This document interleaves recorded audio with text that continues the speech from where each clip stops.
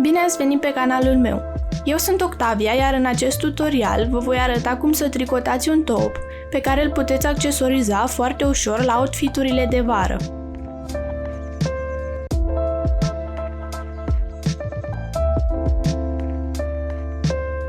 Pentru mărimea L, eu am avut nevoie de aproximativ 170 de grame de bumbac. Andrelele folosite de mine sunt de dimensiunea 4 mm. Atașăm 76 de ochiuri pe andrele. Topul va fi format din două părți ce vor reprezenta fața și spatele. Decolteul va fi în forma de V, iar în spate vom avea un V mai mic. Tricotăm 5 rânduri pe față.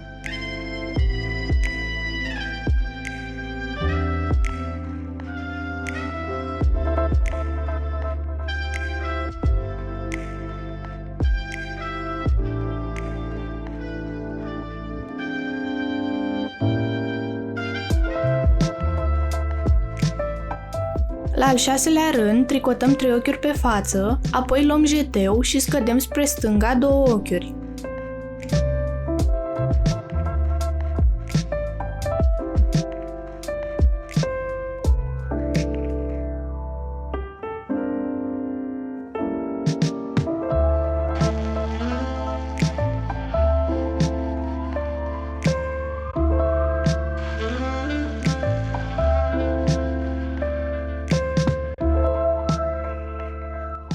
Tricotăm 6 ochiuri pe față și repetăm scăderea și jeteul.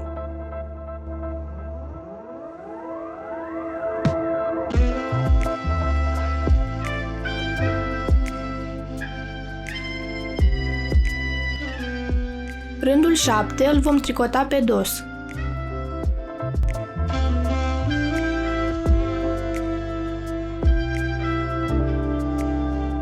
La rândul 8, tricotăm un ochi pe față, apoi facem o scădere spre dreapta cu jeteul, tricotăm un ochi pe față, jeteu și apoi scădere spre stânga.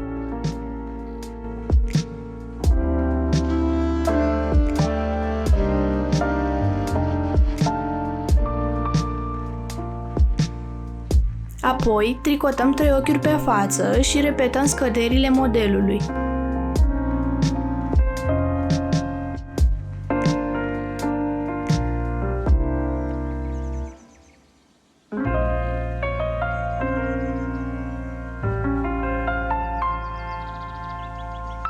Rândul 9 îl vom tricota pe dos, iar rândul 10 repeta aceeași schemă ca rândul 6.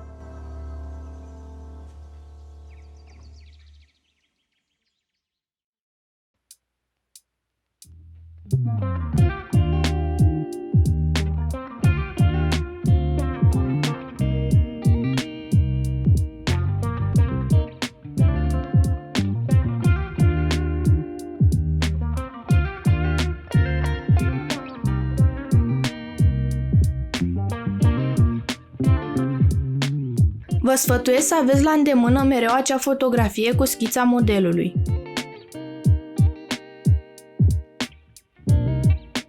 După ce modelul va avea dimensiunea de 32 de centimetri, începem scăderea pentru decolteu. Împărțim ochiurile pe 2 andrele. Pe fiecare veți avea câte 38 de ochiuri.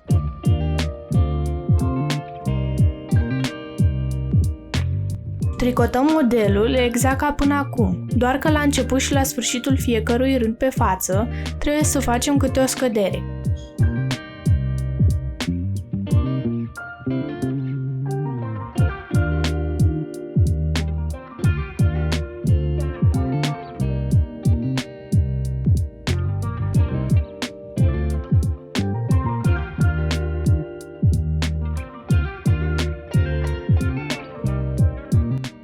Facem această scădere până ne vor rămâne pe Andreea 13 ochiuri, apoi tricotăm breteaua topului până va avea dimensiunea de 25 de centimetri.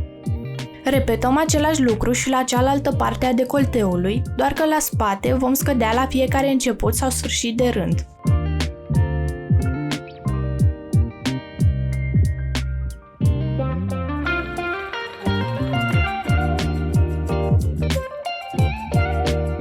Tricotăm cu modelul până ajunge la 32 de centimetri, exact ca la partea din fața topului.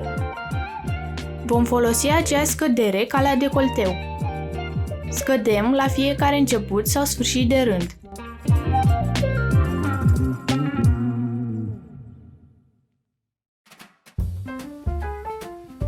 Coasem cele două părți ale topului și bretelele.